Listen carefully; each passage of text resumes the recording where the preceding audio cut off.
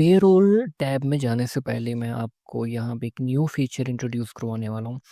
फ़र्ज़ करें कि आपका एक क्लाइंट है, ठीक है? उसने आपको एक वक़्त में 3 ऑर्डर दे दिए हैं, ठीक है?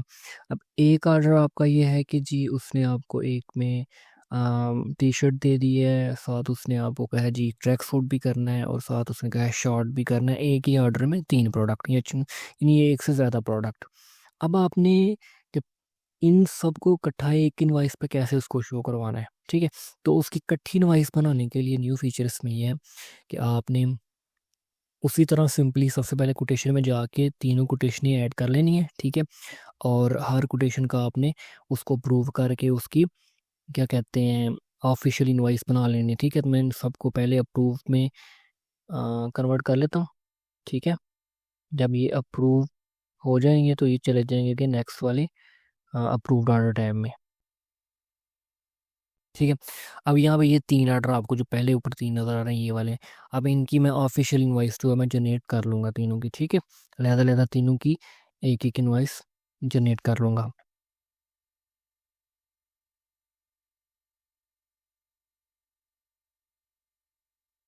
ओके, अब मैंने इनकी अलहदा-अलहदा इनवॉइसेस जनरेट कर ली हैं, यानी जो इसकी ऑफ़िशियल इनवॉइस है वो जनरेट हो गई है। अब मुझे क्या करना है, मुझे इनको एक ही प्रॉपर इनवॉइस में शो करवाने के लिए जाना है मुझे इनवॉइसेस में, ठीक है? यहाँ पे आपकी वो सारी इनवॉइस शो होंगे जाएँगी। अब मुझे यहाँ पे न्यू फीचर है कंबाइंड इनवॉइस जनरेटर, यहाँ पे क्लिक करेंगे, ठीक है? उसके बाद आपने यहाँ पे जाना है जनरेट न्यू पे और यहाँ पे क्लिक करा और आपको वो वाले क्लाइंट शो हो जाएँगे जिनकी इनवॉइसेस अनपेड हैं, ठीक है? और जो एक ही कस्टमर के ऑर्डर हैं। तो ये अभी हमने रॉबर्ट एमसी के 3 ऑर्डर जो हैं उसने में 3 प्रोडक्ट हमने ऐड किए हैं एक ही ऑर्डर में।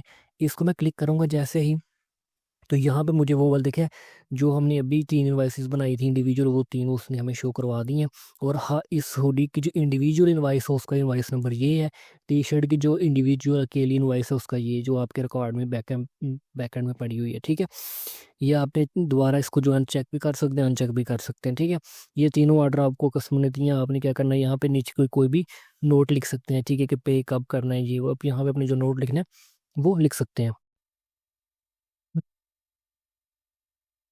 जनरेटिंग वाइस पे क्लिक करना आपने, ठीक है? यहाँ पे आपको बता देगा जी इश्यूज़ की इश्यू डेट आपने क्या रखनी है। मैं कहता हूँ इश्यू डेट ये है, इसकी मैंने ड्यू डेट क्या रखनी है, हमने इसकी कोई भी ड्यू डेट रख सकते हैं, ठीक है? अब हमने कन्फर्म जनरेट पे कर देना है। जैसे ही कन्फर्म जनरेट पे करेंगे आपके पास ये वाली कंप्लीट कंबाइंड इनवॉइस बन जाएगी, ठीक है? अब यहाँ पे आपको ये वाली प्रॉपर्टी दिखा है, यहाँ पे हुडी भी ऐड है, टी-शर्ट भी ऐड है और शॉर्ट भी ऐड है, ठीक है? यहाँ पे ऊपर जाएँगे आप, यहाँ पे इसको डॉलर में व्यू कर सकते हैं। इसी तरह आप उस करेंसी चेंज कर सकते हैं प्रॉपर, ठीक है?